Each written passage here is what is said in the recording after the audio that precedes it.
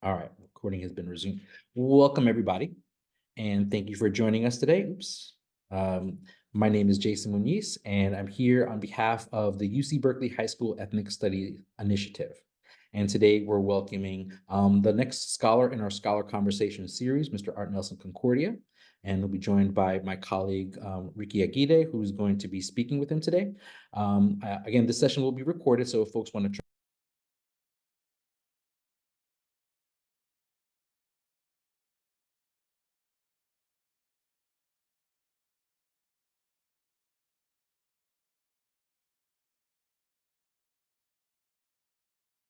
joining us today that UC Berkeley sits on Huchen. Our institution is situated on the ancestral land of the Chichenyo-speaking Ohlone people, who are the successors of the sovereign Verona Band of Alameda, who reside on this land since time immemorial. As the first federal land grant university in what is now called California, UC Berkeley benefited from the taking of Ohlone ancestral land during the early years of statehood. Today, the Muwekma Ohlone and the Confederated Villages of Lishan, among others, continue to organize for federal recognition, revive their cultural practices, reintroduce models of sustainable land stewardship, and protect sacred locations like the West Berkeley Shell Mound. And we wanted to share that our organization commits to supporting these Indigenous-led efforts, reinforcing accurate and healing instruction, and correcting our past work that has perpetuated some harm and misunderstanding. And for those who are not sure about the ancestral land that their institutions are situated on, my colleague Ricky will share in the chat a site that some of you have been familiar with before. That's Native Land Finder to help you with that information. Okay. So a little bit about the organization that you have joined the conversation with today. So I am coming representing not just the UC Berkeley History Social Science Project, but really the UC Berkeley High School Ethnic Studies Initiative. And it is a collaboration between 3 units at UC Berkeley, Berkeley American Culture Center, the Department of Ethnic Studies, and the History Social Science Project. And our goal is really to support high school ethnic studies educators with their content and the pedagogies that they'll need for their classrooms now that we have an ethnic studies graduation requirement. We want to provide access to UC Berkeley's resources that really help and develop and support those ethnic studies courses that we're working on. And of course, we want to expand everyone's professional networks of ethnic studies educators. It's a great deal of good for all of us to be in communication with our peers and other folks who are doing similar work. And so this is a place where we can meet, convene, and have conversation with those. And to that end, I just wanted to share that we love having our Scholar Series. We love providing all the resources that we have for all of you. We have a couple of events that are coming up for the High School Ethnic Studies Initiative. Our cohort will be at the Othering Belonging Institute conference that is happening in Oakland in April. So if you're able to, please feel free to join us there. Ricky, I think, is going to drop a link to that as well. And also, we are going to have Ethnic Studies Workshop Series Week that's happening in June. So I know many of you are planning professional development or something to do at the beginning of your summer to sort of move the work of developing your Ethnic Studies courses forward. We invite you to do that with us as well. Registrations are limited, so if you're interested in joining that one, please go ahead and register today. We'd be happy to invite you in so long as we have space. There's not that much space, but if you register quickly, we can definitely make a space for you. And thank you for taking the time and expressing interest in that. Okay, so a little bit about what we'll be doing today.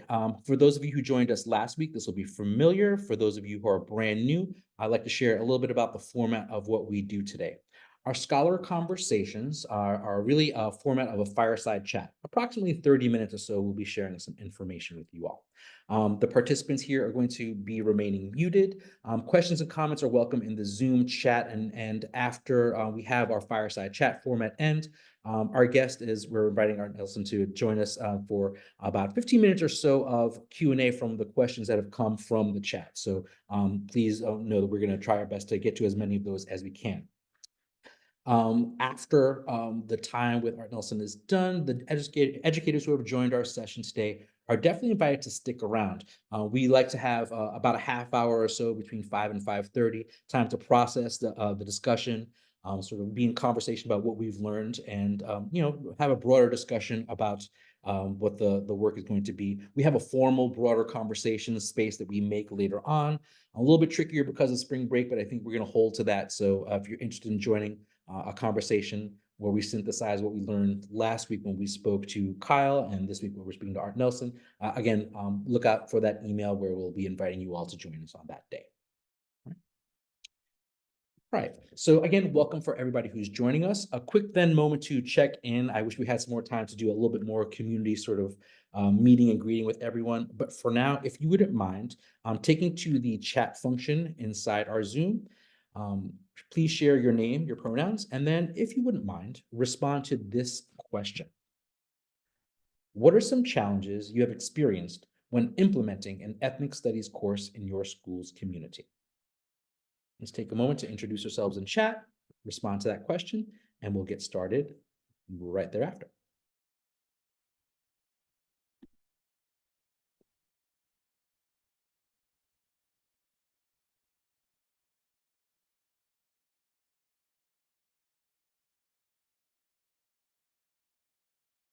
Let me put the prompt back up, sorry.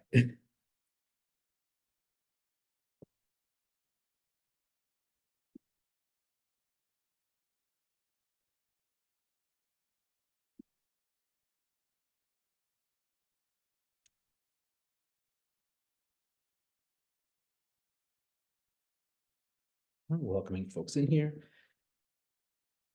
All right, so Katrina's mentioning a lack of cultural sensitivity as a challenge. Frank, not overlapping with the college course they take. Our students are dual enrolled. Okay, that's an interesting nuance there.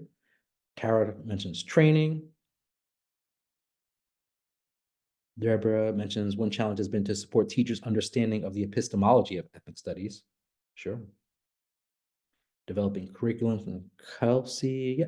So a lot of great answers and some interesting ideas being shared about those challenges. And that's specifically why we've brought in someone that we like to be in conversation with to discuss that today. I'm seeing a lot of great answers here. Lack of interest, teachers who want to teach it perhaps might be a bit of a challenge. Thank you, Danelle. Actually making sure teachers are ready to or excited to be a part of this and discussing if ninth grade is the best level to introduce it for sure. All right, and as we continue to share some of our responses to that prompt, thank you all for participating. I'd like to take this opportunity then to sort of move us forward and begin. I'm going to hand the microphone over to my colleague, Ricky, who will be talking to our colleague, Artnelson. So Ricky, if you want to go ahead and share and we can start. All right, so my name is Ricky Aguirre, and I work for the UC Berkeley History Social Science Project, and I have the honor and privilege to have a scholar talk conversation about ethnic studies with Artnelson Concordia. Just real quick, brief background, because he's going to give us more information about him and his journey. That he's a longtime ethnic studies practitioner, community responsive educator, and a father. Right. He was a founding member, founding teacher, and member of the San Francisco Unified School District's Ethnic Studies program, which was the focus of the 2014 Stanford Study on Ethnic Studies. And right now, currently, he coordinates the Santa Barbara Unified School District's Ethnic Studies efforts. Has gone back to school and runs marathons. So, having said that, I give you all Artnelson Concordia. Thank you, Ricky. Wow, I'm on this chat right here. There's so much to discuss, but I think, well, one, we're not going to be able to tackle all of this, but it's in relationship over time that absolutely we can address every single one of these challenges, concerns, problems of practice and such. But thank you again, Ricky. Artnelson Concordia, also father of 4 brown beautiful boys, children. So what was the prompt that you had up there? And cool. So I'll get into the first question. Yeah. So for those who do not know, could you tell us a little bit about yourself and how you came into ethnic studies? So like, what's your ethnic studies journey? Got it. The ethnic studies journey. I feel like the older I get, and mind you, I'm a mid-century plus man. If you understand what I'm getting at, pushing 51 years old on this planet. shoot, pushing 52 years old on this planet. And the older I get, I realize that since birth, I've been on this ethnic studies journey. And the older I get, I'm able to connect the dots of all lived experience to my identity as a person from the ancestral root of the Tagailogs, right, which literally translates to the people by the bank of the river, Filipino. And even that is becoming interesting identity marker, Filipino. Like we have an entire archipelago of hundreds of millions of, or 100, I forget the number now. It's a lot of millions of people named after this 14-year-old Spanish kid. I'm sure he was a sweet kid. I love and appreciate young people, but you know, the identity of this diverse and ancient peoples, I think we should revisit with a more appropriate name. But anyway, I think sixth grade, if I could name a seed planted, like explicit ethnic studies seed planted in my development, came from Miss Ana Escobedo. She was my sixth grade teacher at Elysian Heights Elementary School. She was a recent graduate out of Cal State LA, Chicano Studies. And I was the only non-Rasa kid. I was Filipino kid, but I don't know, the principal or admin saw my last name, said, you must be Mexican, Spanish speaking, and it was a Spanish speaking bilingual class. So half the class was taught in Spanish. And I was just like, I don't know if I'm supposed to be in this class. Struggled through it, but in hindsight, it was like the best place for me to have started my journey. I learned about the Olmecs and Toltecs, the Maya, the Inca, the ancient Mesoamerican civilizations that predate colonial dispossession and conquest. And from that, I think growing up in Echo Park, downtown Los Angeles, really always kind of being minoritized person inside a majority minoritized community of Los Angeles. It's always been a trip, like thinking about who I was with my ancestral ethnic root, my relationship to my peers and my neighbors in my community. And then flash forward through college, I, in hindsight, really recognize and appreciate, you know, the Chicanx peoples, Latinx peoples in my development, because I was also part of the 100 or so students that occupied the faculty lounge in 1992, 93, which led to the hunger strike, which led to the establishment of the Chicano Studies Department at UCLA. But I started to relate to ethnic studies from my Filipino identity around that time. And then looking to other communities and their fight for, in that specific instance, for a liberatory education, and just the dots continuing, you know, to get connected over the years led to my eventually being part of San Francisco Unified School District's ethnic studies pilot program, which I think, you know, is become a big part of the argument or the case for institutionalization of ethnic studies. And I had the real incredible opportunity, privilege to be in that creative space that like directly impacted young people, the most marginalized young people. And I could keep going, but maybe I'll pause for there. After 21 years in San Francisco Unified, and there's a couple of folks I recognize here, Nikhil Lod and Margot Goldstein. I think maybe there's a couple more folks, but these folks have been with this work at SFUSD for a while. I want to acknowledge, and then Jennifer Young, Miss Young, former student that actually predated the ethnic studies work that I did.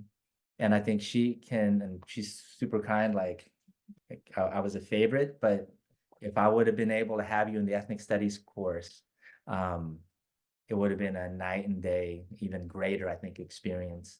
And that was big in my development as an ethnic studies practitioner, emergent scholar. So yeah, for real pause right now. Thank you for sharing that. Really appreciate it, and I just love hearing your stories. It's just like reminds me of listening to my tios and tias out there, and they tell their stories and just soaking it in. So thank you for sharing that.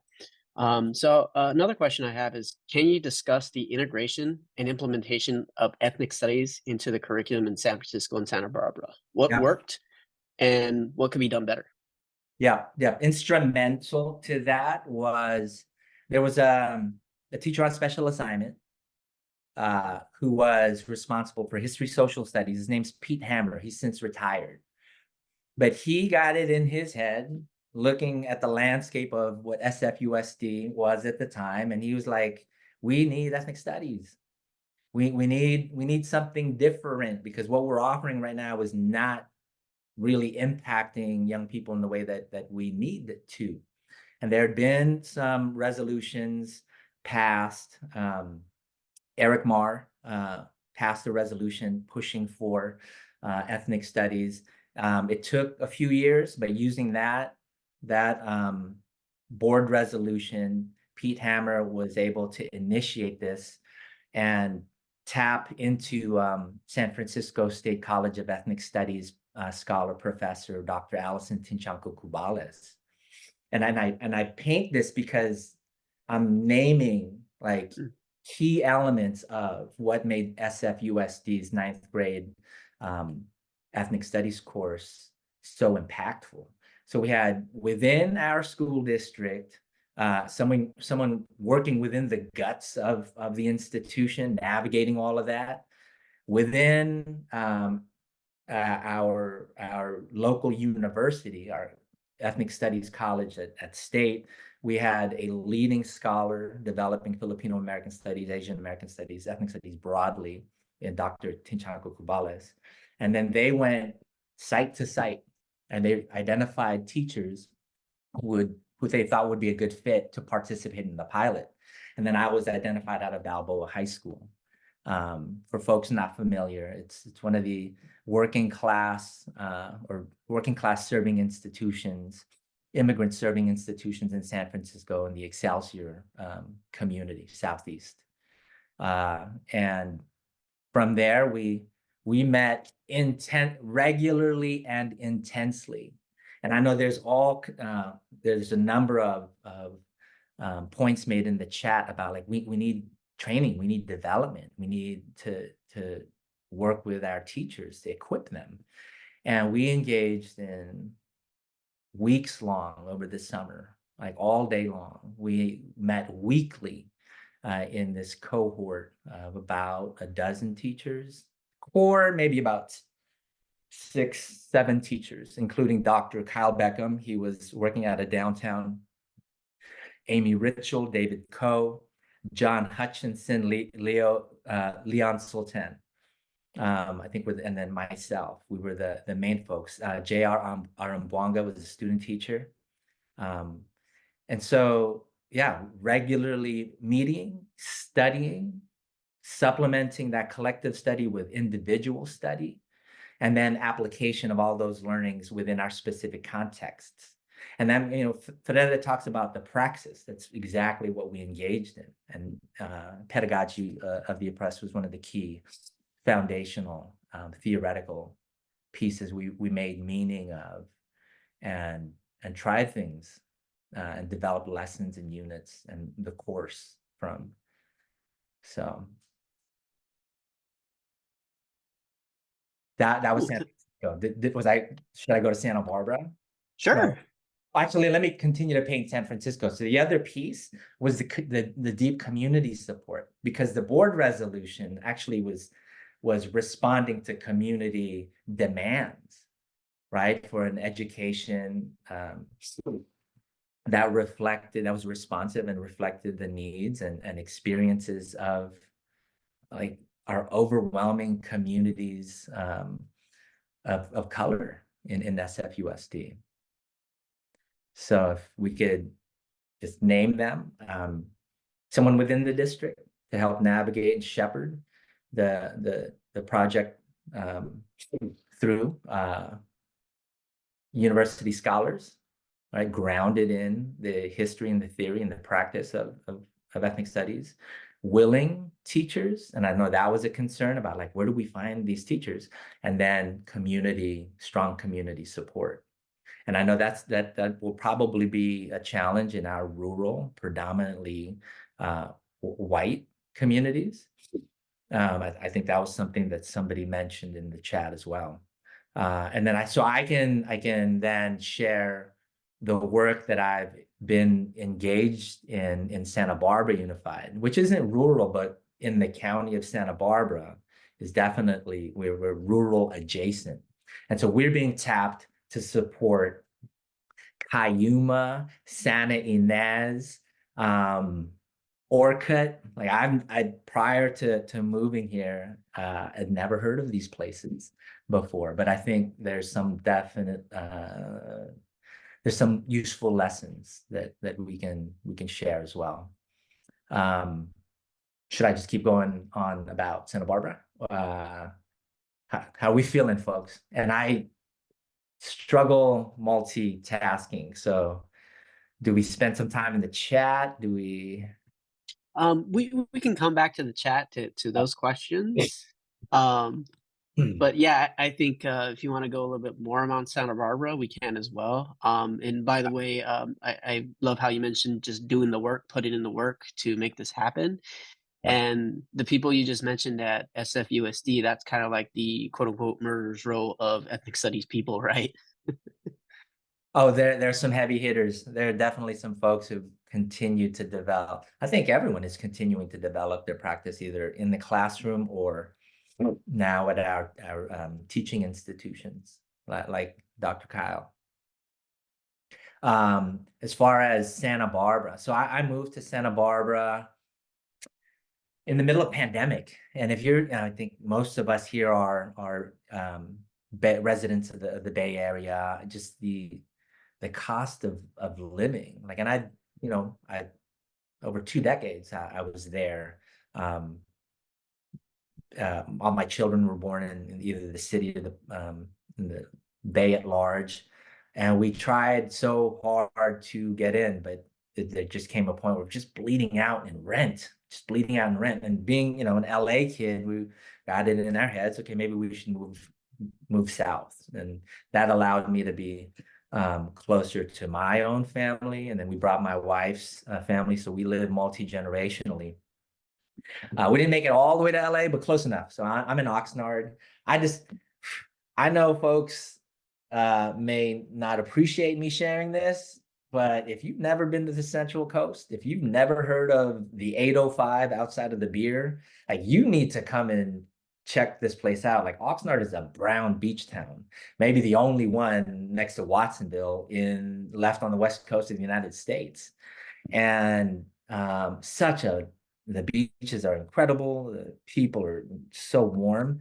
And we found the Nard, Oxnard. We've just found a community that we're both able to be a part of and serve. And so in the middle of pandemic, we stumbled, I don't know if it's literally, but we stumbled upon this position at Santa Barbara Unified School District when we were moving our eldest son to Santa Barbara City College. He was a big baseball player. He was actually played for St. Francis, and his senior year was canceled. Prom was canceled. Senior night was graduate. All of this was canceled, and he was like, Tim Yas, I want to keep on playing. So he found Santa Barbara. In my head, I was like, Santa Barbara? Why? And it was the best thing that could have ever happened for our family. We were moving them in, and all of the misconceptions that I had about this place were addressed. Just the incredible, again, warmth of community, diversity of community, had my wife and I looking at each other and saying, go check out the website. get on the website. My position and then there's a reason why I'm sharing this, but my position pops up. It'd been vacant for almost a year, and we're like, shoot, I should apply. So longer story short, I applied, I'm interviewed, I accept, I resign my position in San Francisco. We buy a home, a townhome in Oxnard, and move in the middle of pandemic within like 90 days. It was the wildest thing. And so my first day of work is the election of Biden, right? In November 2020. It was the first week of work with Santa Barbara Unified. And I go and meet with all of these community proponents for ethnic studies. And that was like top of the list. Who should I talk to as far as this fight for ethnic studies?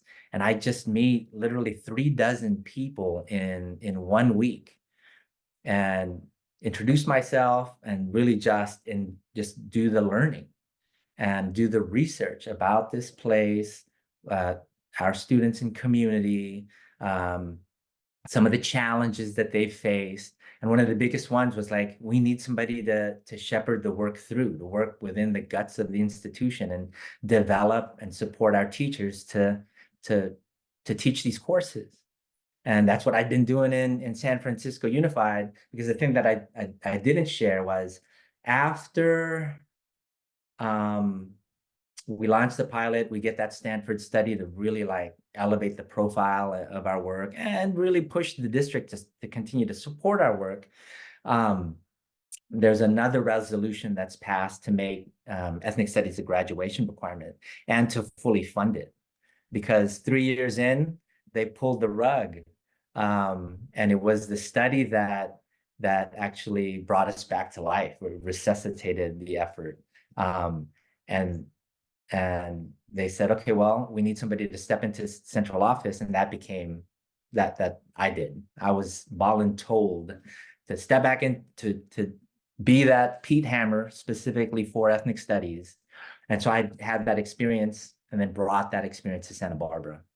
And the same like magical confluence of the key elements were present, and they just needed somebody to coordinate the effort. We had willing teachers, we had university partners at both, or higher ed partners, both at SBCC. They have a fantastic American Ethnic Studies program. And of course, UC Santa Barbara has an Ethnic Studies department. And so those relationships have been key. Ethnic Studies Now Santa Barbara, grassroots folks representing multiple different communities were key. Our school board support and the pressure that they, or the push that they received from our students who marched to demand an ethnic studies requirement. Like all of these things were happening in real time when I was hired. And so I step into really an almost ideal situation of willing teachers, supportive administration, strong community support. And all they needed was somebody to just help them along, or help us along. So that's Santa Barbara. And recently we've been tapped to work with these more rural communities. And we established a community of practice with Santa Barbara County Office of Ed. And so they're significant partners towards supporting the work broadly in the county. Ooh, thank you for sharing that. Really appreciate that. Particularly about all the work that goes into it and the community partnerships that you all have built to make this successful. Can you discuss any specific instances where you encountered resistance to implementing ethnic studies, and then how did you address that? Yep. I don't play golf, but as the saying goes, that's par for this course. First day on the job, I am summoned to go address the largest synagogue, B'nai B'rith, in Santa Barbara. And I'm like, I just got here. And so we do. It doesn't happen right away, but I, along with the superintendent, and ethnic studies now, and another teacher, we address the members of the synagogue, and we answer questions and address concerns.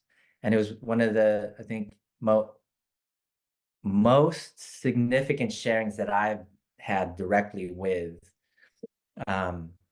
Initially, I think more concern, and then at the end of it, like, oh, this is what ethnic studies is? Of course we support that. We're obligated, we're Jews, we're obligated to.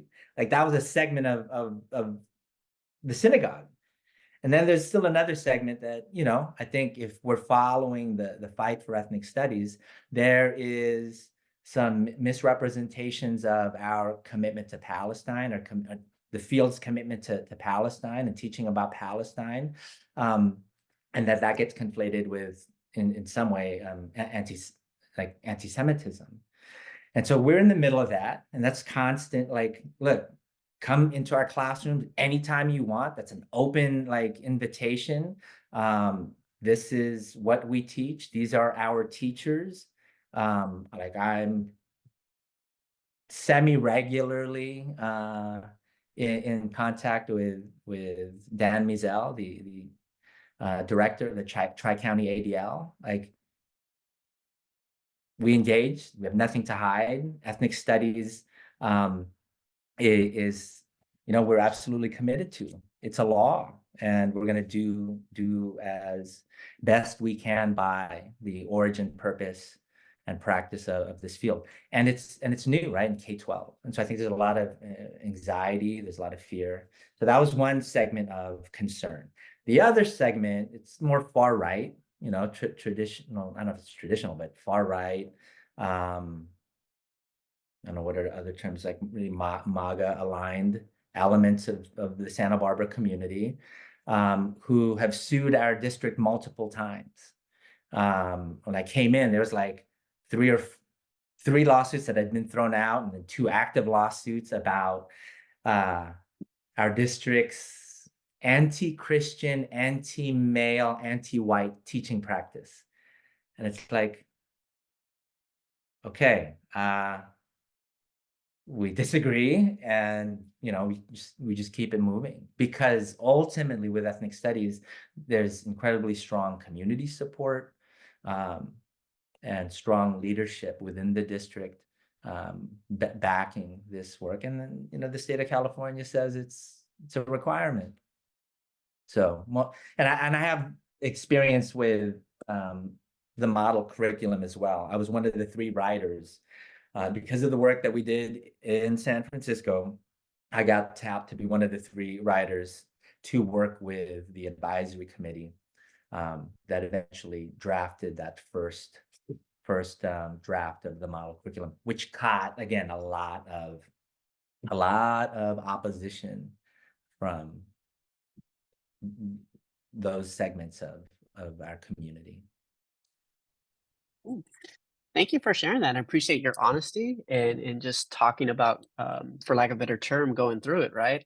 So really appreciate your honesty of that and just being forthright.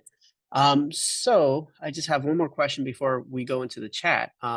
So what problems of practice do you think are important for this community of educators to be in conversation about? Yeah. So we won't show it now, but if Jason or Ricky, if you can share this video of our students discussing their experience in our ethnic studies classes in Santa Barbara. And I know actually San Francisco has at least a couple of them. And I know districts throughout the state are documenting and capturing student experience, right? And to me, it's really reverse engineering. Okay, how do we get to that result? And within that, like this problem of practice of student engagement, of academic rigor, of classroom management, we never call it that. We call it developing a critical community, right, of young scholars. So there's a whole number. And like if we look at the bucket work that I've focused on, that folks you can identify problems of practice. But the general areas, as a teacher on special assignment, we call my position an instructional support specialist position. I'm supporting professional learning, right, which really centers pedagogy, teacher practice. I'm supporting curriculum and course development, whole set of problems of practice. And I'm focusing in on community partnerships, both internal to the district and external, and understanding that with, some of the districts I'm sure that you work at are huge. And there is a lot lost in translation when it comes to defining and helping raise awareness about what ethnic studies is and is not. There was, I think, there was a comment in the chat about like, how do we make sure it's ethnic studies and not multicultural studies? Okay, that's very important work. And I think one of the things I'm going to take an aside, and this could probably be a problem of in terms of raising awareness about what ethnic studies is and is not.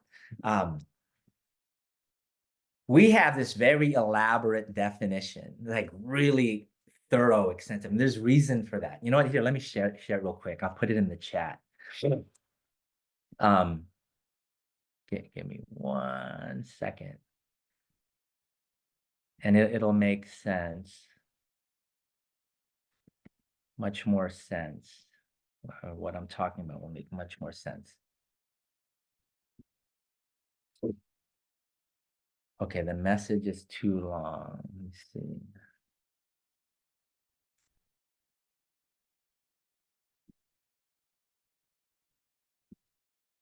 Okay, the definition is so long that I can't put it in the chat, right?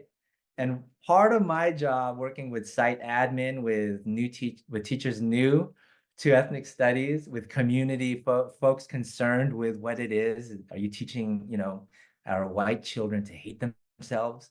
Like, no, it's the opposite. I had to come up with really a distilled version, like a much more succinct version. And now when anybody asks me, I say, look, ethnic studies is history of communities of color in the United States in the first person, okay? And it's the only field of its kind.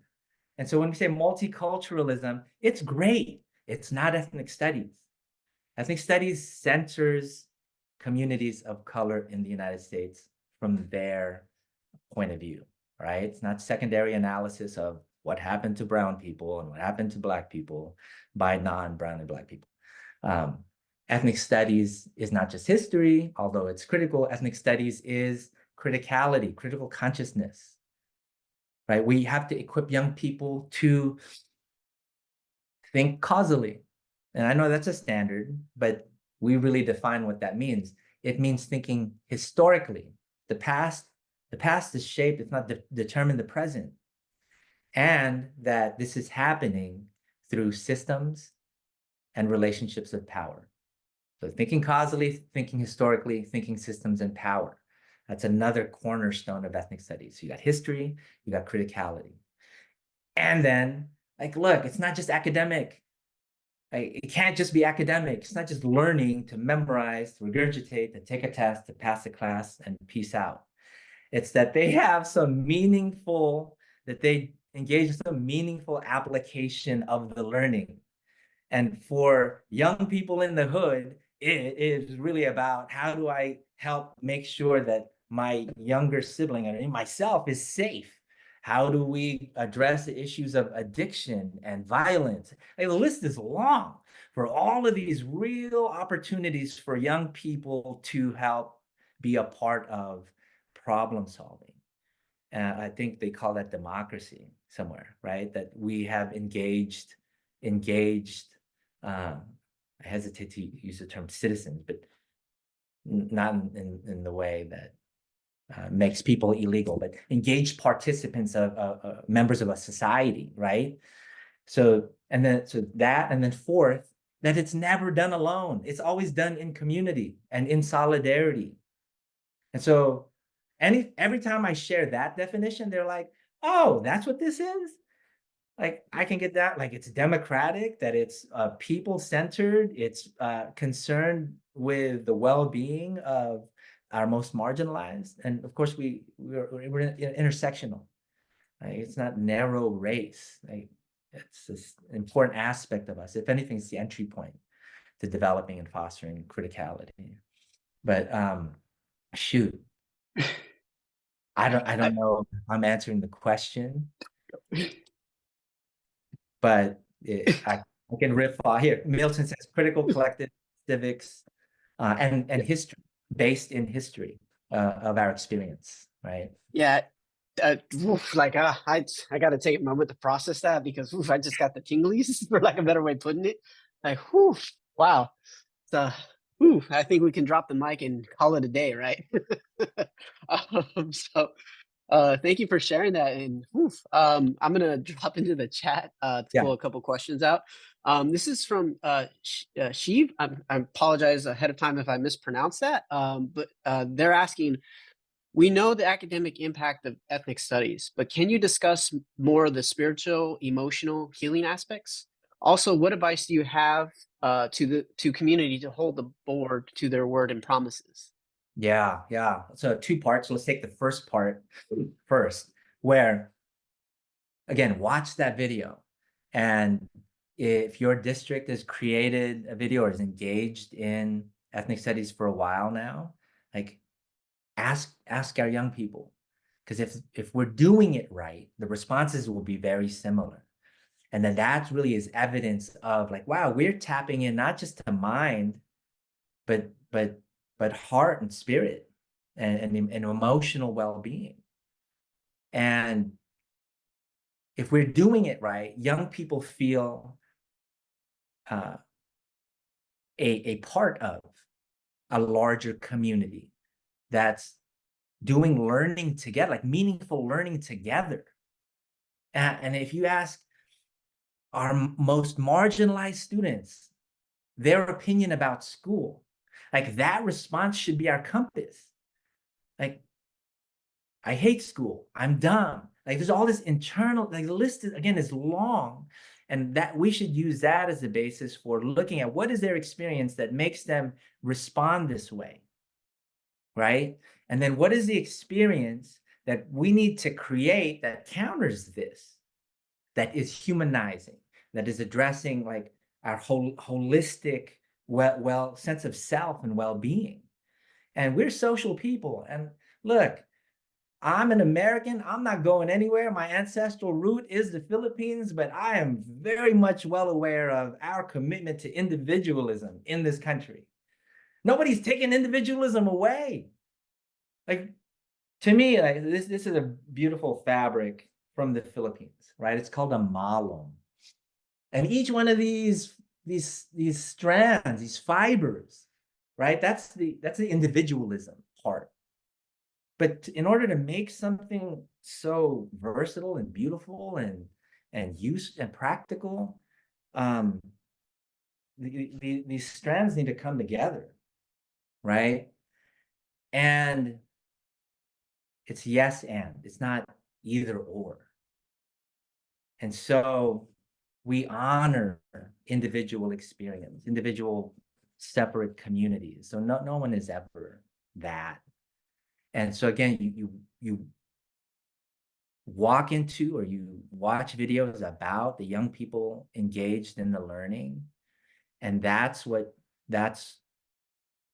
to me should ground our questions. Like, how do we get that experience? And again, like, if you're the only one in your district doing this work, I think there's this larger community you need to plug into. And I think the History Social Science project is a great place for you to be. But for folks, all it takes is two, because ultimately your district's going to have to implement this. Is it the fall of the fall of the following year? And there's always tension, like for folks who don't really want to do it, it's compliance. Folks who really want to do it, you're going to get much more support. But even if it's compliance, there's resources that you still need to create this course, and therein lies the opportunity. And in terms of the second question, it's mobilization at school board meetings is the single most powerful way to impact decision making. And of course, related to that, local school board elections. And that's a hot button topic across the state of California. And it's going to look different from district to district, county to county. But, if we had another 8 hours, 8 months, we could talk about organizing. Because organizing has been central to the history and practice of ethnic studies and the fight for it. And all that means is from the individual to the collective. And then wielding that concentrated power, we make democratic demands upon the government, the systems of governance within education. I'll pause there. I love that idea, and you're kind of planting the seeds, particularly with organization like student, as we would call them, civic engagement pieces or white power pieces or things of that nature, right? So just planting those seeds for students to take some sort of action to become or be active citizens wherever they are, right? Yeah. And I think we have time for another question. So this is from Katie. I hesitate to ask, but after being in Oakland Unified School District for 10 years, I now teach in a district that is ethnically diverse, but predominantly very affluent. In your opinion, does the approach to implementing an ethnic studies program shift when not serving in a majority working class community? Santa Barbara is a good point of reference, I think, for that question. So 62% so let's start with class, since the class is a grounding part of that question. I think we're at like 50. We're definitely majority free and reduced lunch qualifying population, but the other significant part of the population is middle, upper middle, even wealthy, right? And informing how ethnic studies is received in our district is the racial ethnic composition, right? We're 64% Latinx, Latino, Chicanx, Mexicano. And the demands for ethnic studies, from the brown community in Santa Barbara is significant. So class-wise, does it look different in Santa Barbara compared to San Francisco or even Oakland? Very much so. Then course offering-wise, we actually have a much more robust program in Santa Barbara than we do in San Francisco. San Francisco, we have a 9th grade course. And there might be some pockets of, I know there's Filipino American studies, there might be some Black studies, Chicano studies courses, but it's, from my experience 4 years ago, it wasn't a part of the ethnic studies work I was responsible for. In Santa Barbara, we have what we're calling Chilat studies. We have History of Africans in America. These are both US history courses as well as Black studies and Chilat studies courses. We have a Mexican American literature course. We have English 9 ethnic studies, and we have ethnic and social justice studies. We have 5 incredible ethnic studies courses that are true to true to the origin, practice, purpose of the field. And I'm clearly thinking out loud to answer this question. I don't think it's changed it at all. And I think that's because of the community support. Oh, this is really important. When you watch that video, we have a good number of white students. Like, that is the single most powerful argument that counters "you're teaching our white kids to hate themselves" allegation. And now we're now into our fourth year. And so we have close to over 2,000 post-survey responses. And across racial demographics, like, the course satisfaction is incredibly high. And then we have narrative response, like explaining their answers. And so that becomes, so if you're not doing pre-post survey and asking your students, like, starting in the fall, like, that needs to be something that you implement, right? This is all data. But I think the fun way is to just record them. Just ask them a question and record them. It's like, it's awesome. I love that part because we are dealing with the TikTok generation where they are used to recording, right? So that could be a way to get them to do that, and you're collecting data at the same time. I do think we have enough time for one more. The director is telling me we do have enough time for one more. So hey, this one comes from Milton Reynolds. It is working with the idea that learning is a process. How did you and your colleagues benefit from having the time to engage in shared meaning making as you developed the course? Yeah, very important question. And something I learned early on about change making: you never do it by decree. It's never, we have a law, we have a policy, how come things didn't change?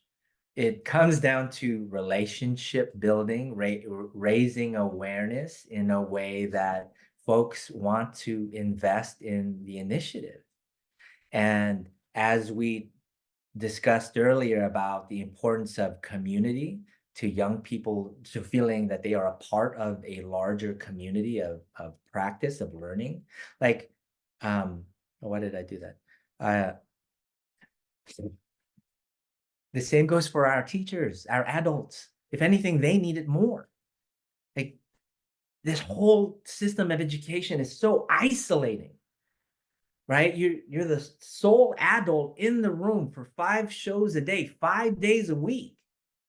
And you end up in these spaces with other lonely, isolated, frustrated adults, and you just feed each other in the worst way possible.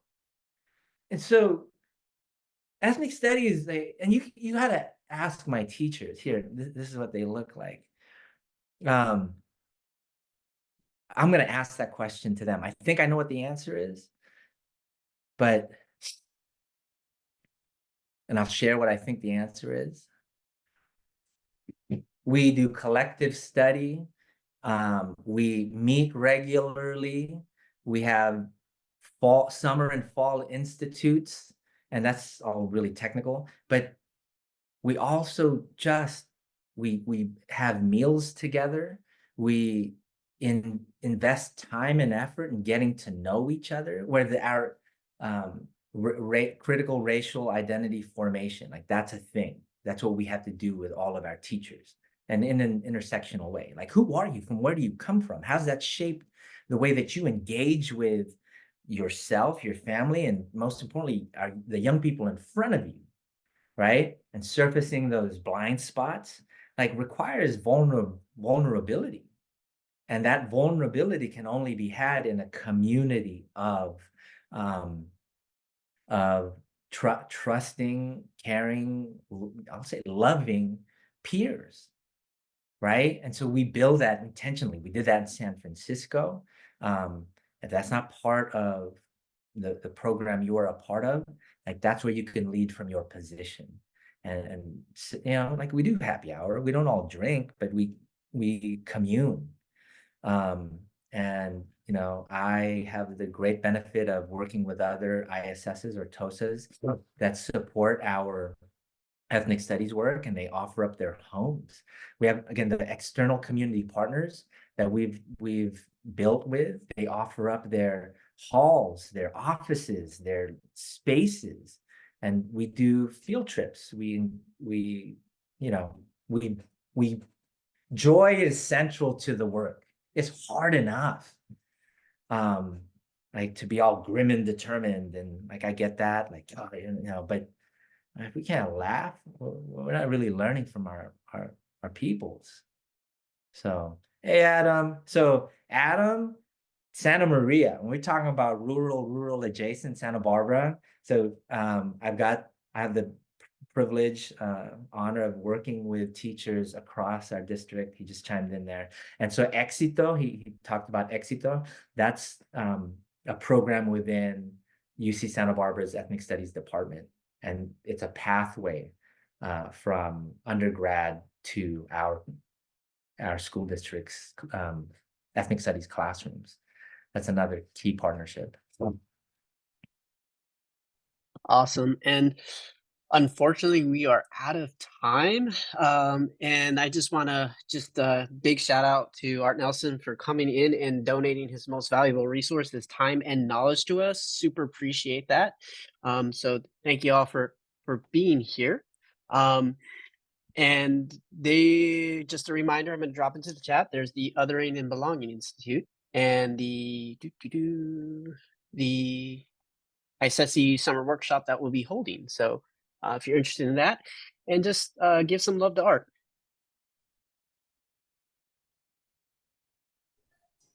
Thanks, Art. Thank you. Hi, Margot. Hey, Milton. What up? Thank you, Art. Thank you. Mark. Okay, I think you all are gonna hang out. Yeah, I mean, we're connected.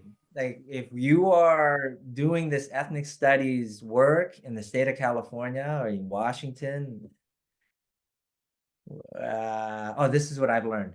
Those who are headed to the same place tend to meet each other along the way. Case in point, and we'll meet. You know, we'll be in contact. I think Jason and Ricky, if you want to reach out to me, go through them, and I'm gonna let you have this last 27 minutes to debrief. all right. Well, thank you so much for your time, Art. We really appreciate it. And yeah, we'll be in touch. And thank you again for joining us. And on behalf of everyone here, we really appreciate it. Right on.